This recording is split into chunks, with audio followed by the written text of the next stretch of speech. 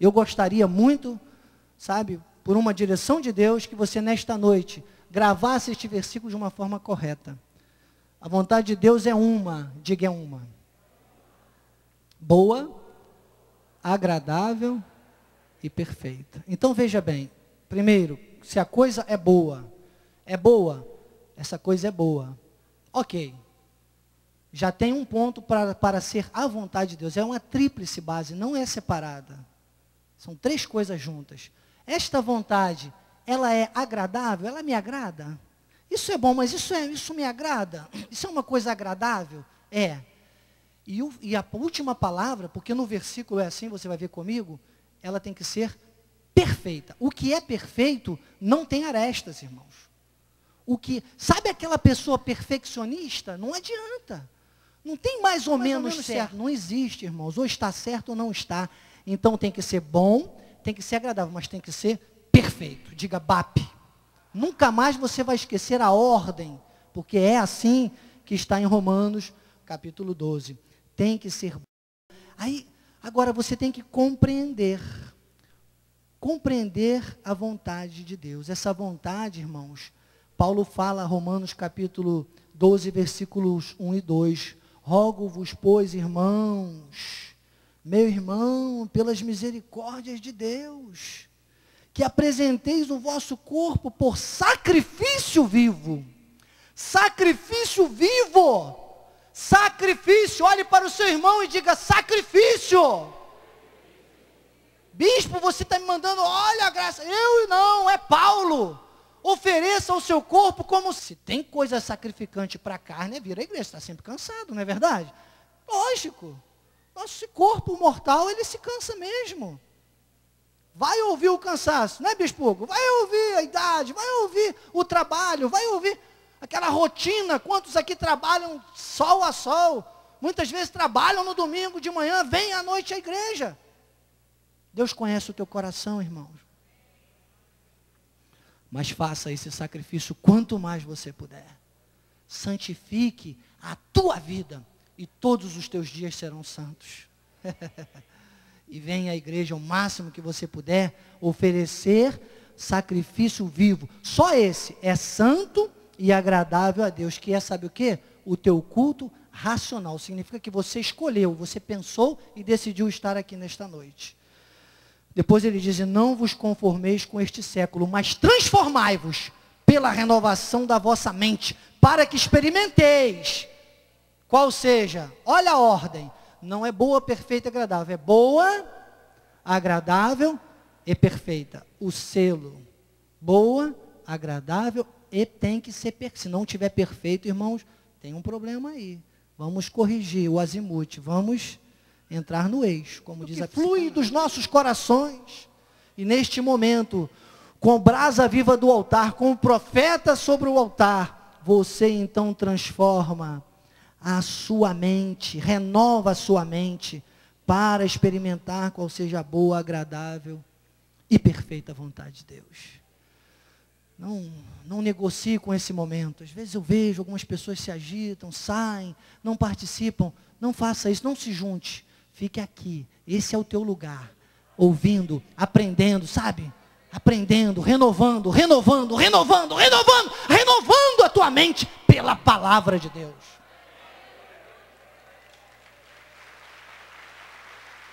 Não há outra forma. Esta é a fórmula, não há outra. Só assim você pode experimentar qual seja a boa, agradável e perfeita vontade de Deus. Então, para renovar a nossa mente, para entender, para vislumbrar, visualizar as coisas espirituais, nós temos o quê? Que pela palavra ter o conhecimento. E é isso que nós vamos ver em alguns textos agora. Efésios 1:18, iluminados os olhos do vosso coração para saberdes qual é a esperança do seu chamamento, qual a riqueza da sua glória na herança dos santos. Saberdes. Para saber, tem que conhecer. Para conhecer, tem que ver. Às vezes eu falo assim, conhece aquela pessoa? Não, já ouvi falar, não é verdade? Mas quando você vê, quando você passa a ter um contato, aí você então conhece. Então, olha, para saber tem que conhecer, e para conhecer tem que ver. Para ver tem que ser espiritual. Nós vamos fundamentar isso. Efésios 5, versículo 18, diz: e não vos embriagueis com vinho, no qual há dissolução, mas enchei-vos do Espírito. Eu não sei por que a sociedade bíblica trocou ou alterou essa palavra do original. Sabe, talvez porque sejam coisas difíceis de entender. Porque, na verdade, teria que ser embriagai-vos do Espírito.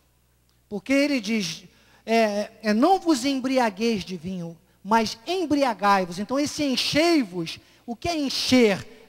Sabe, desculpa a expressão daquele povo lá de fora que se embriaga de vinho, né? É encher o pote, é entornar o caldo, é não sei o quê, é transbordar, é isso. Em algumas versões está transbordai-vos, né? Você tem que transbordar. Então isso aqui, sabe, embriagai-vos do Espírito, seria a conjugação correta, né? Se algum professor de português me ajude, por favor. Mas embriagai. Você já viu uma pessoa embriagada? Eu vou fazer uma analogia, sabe? Uma comparação quase que antagônica, mas que você vai entender muito bem isso. Uma pessoa embriagada de vinho. Olha, eu já tive experiências aí, trabalhei em áreas de contenção dessas situações, e quando eu me deparava com alguém que eu tinha que dominar, que estava embriagado, eu chamava pelo menos mais 3, eu não ia sozinho. Eu identificava, tá bêbado? Mais 3. Se você botar um endemoniado aqui na minha frente, irmãos, nem vai botar, porque os endemoniados nem chegam, graças a Deus, perto de mim, Deus já vai tirando logo, graças a Deus. Sabe? Eu não, mas se botar um bêbado aqui, eu vou chamar pelo menos 3 ou 4 irmãos para me ajudar a segurar. O bêbado, ele está totalmente dominado pelo álcool. Ele não tem controle. Para você ter uma ideia, uma pessoa que comete um crime embriagado, desde que ele não tenha premeditado se embriagar para cometer o crime, ele é inimputável. Né? Ele não vai ser nem, se o bom advogado conseguir provar isso, ele não vai nem ser condenado por aquele crime. Deus quer que você viva neste mundo, fora das tuas faculdades carnais. As pessoas vão olhar para você e vão dizer, aquilo ali é um fanático. Parece que está tudo mal à sua volta, mas ele diz, eu posso todas as coisas daquele que me fortalece. Você está embriagado pelo Espírito Santo. Você vê as coisas que são espirituais. Você está totalmente dominado pelo Espírito. O bêbado fica dominado pelo álcool. O que é espiritual fica dominado pelo Espírito. Entenderam? É isso. É uma comparação antagônica. Mas é exatamente isso que a Bíblia estava dizendo. Deus quer você totalmente dominado pelo Espírito, focado no Espírito, sabe, doutora Ângela? Mas é isso, o médico, e não sei o que, são tantos. Mas será? Pode qualquer um desacreditar, irmãos, mas você diz, pode vir 5, 10, 15, quantos quiserem me segurar, não segura, porque eu estou dominado pelo Espírito de Deus. É isso. Nós vamos ser espirituais e entender o seguinte, as tribulações, as dificuldades vão continuar vindo. A única diferença é que nós vamos estar focados, acreditando, e nós vamos vislumbrar essas coisas pelos olhos espirituais. É preciso crer para ver, e é preciso ver para querer.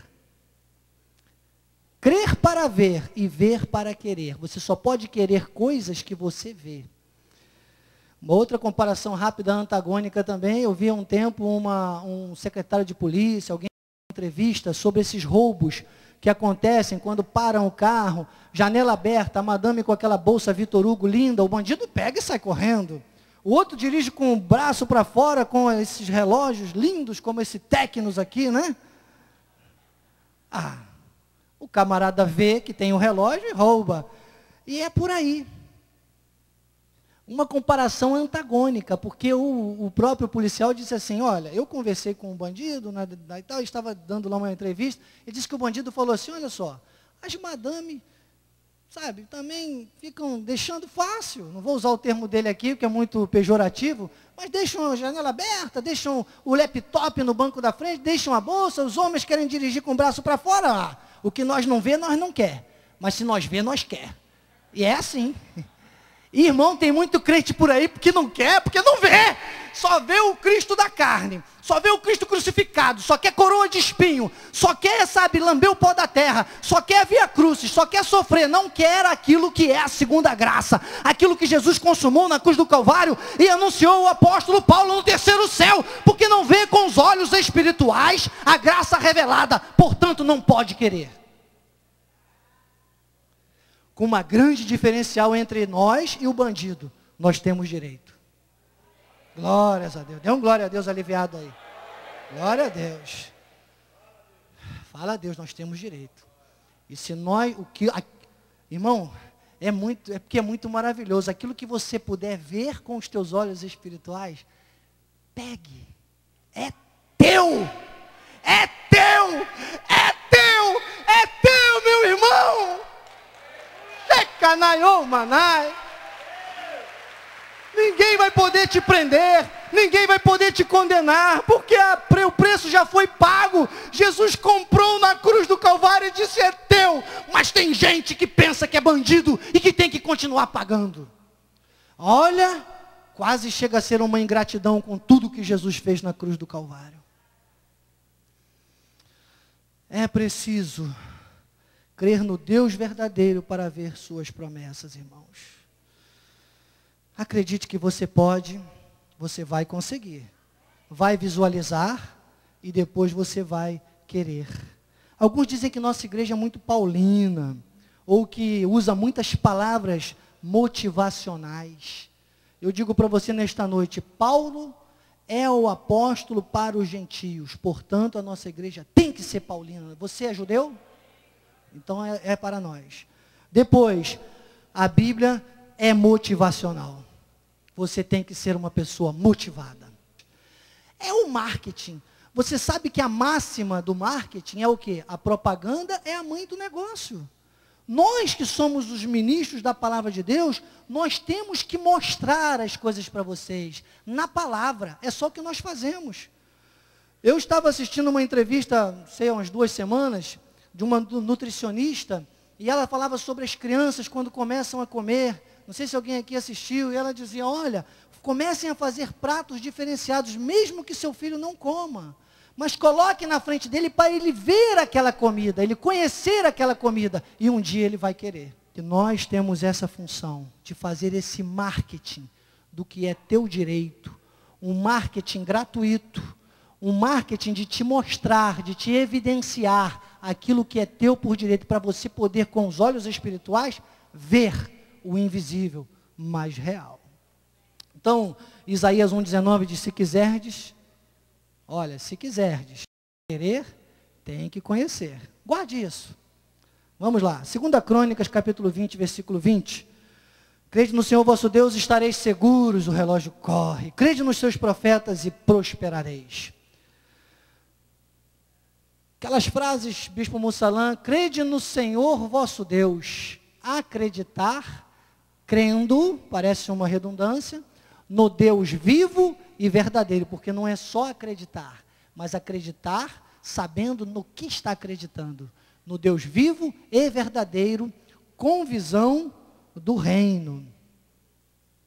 Para ver e querer a coisa certa, é preciso conhecer Deus de fato e crer nos profetas. Quem crê no profeta, ouve a prosperidade de Deus. Então, entenderam? O que esse versículo diz é, crede no Senhor vosso Deus, acredite crendo no Deus vivo e verdadeiro, com visão do reino, ou seja, creia no Cristo ressuscitado, naquele que já nos deu um direito a ter coisas espirituais aqui na terra, a provar das coisas celestiais aqui na terra, sabe, com essa visão do reino, saber o que é o reino de Deus, conhecendo e crendo nos profetas, ou seja, a obrigação do profeta é te ensinar a prosperidade. Por isso que Crônicas diz, crede nos profetas e prosperareis. Mas muitas vezes olham, mas estão sempre o quê? Com um questionamento. Ah, não é bem assim, irmãos, é assim, porque é o que está na Bíblia. Quem ouve o profeta, ouve Deus. Quem não ouve o profeta, não ouve a prosperidade de Deus. Quem ouve Deus na sua essência, vê a graça plena. E essa graça plena é ensinada pelo profeta. Quem vê a graça plena, prospera. É a prosperidade que está nos lábios do profeta. Vive a prosperidade de Deus nesta terra. Isaías 1,19. Se quiserdes e me ouvirdes, comereis o melhor desta terra. Para você querer aquilo que Jesus já conquistou e revelou ao apóstolo Paulo, você tem que ouvir o profeta da graça de Deus.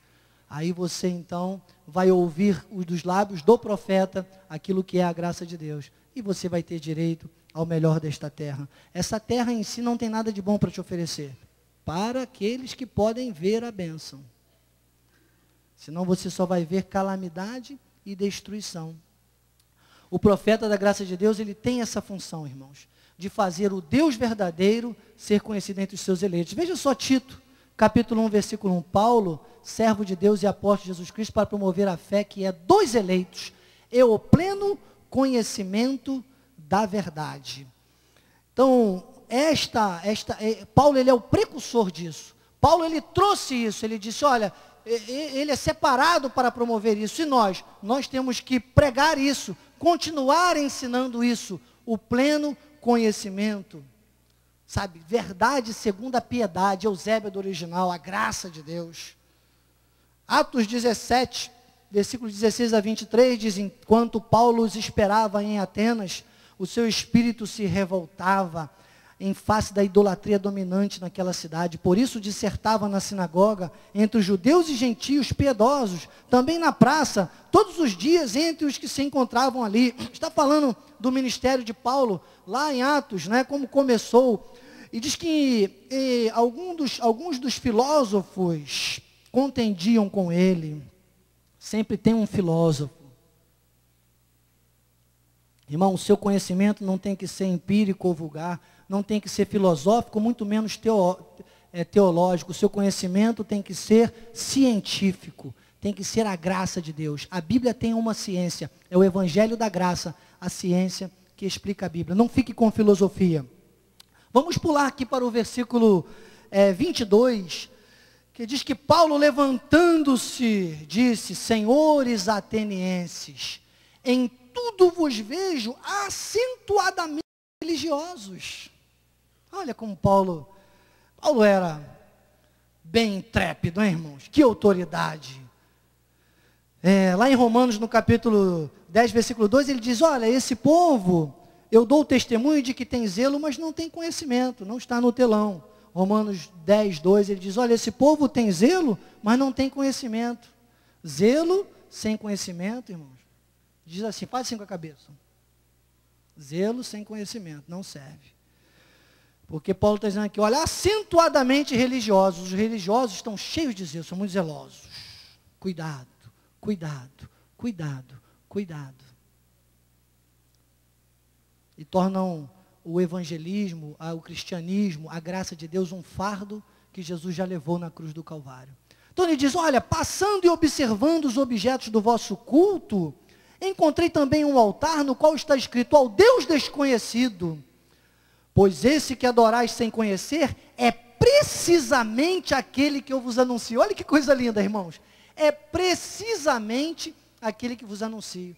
Não, vocês adoram sem conhecer.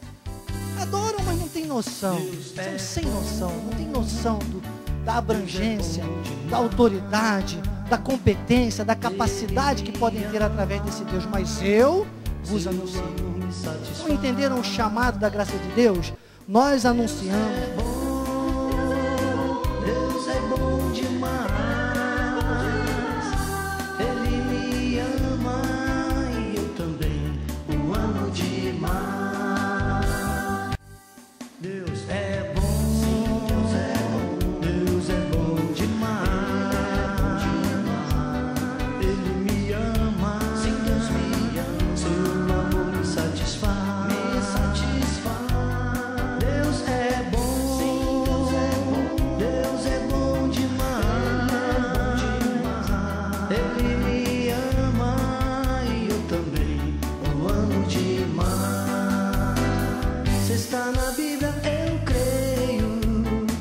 Se está na Bíblia, eu creio. Predestinou, chamou, justificou, glorificou. Está na Bíblia e eu creio. Se está na Bíblia, eu creio.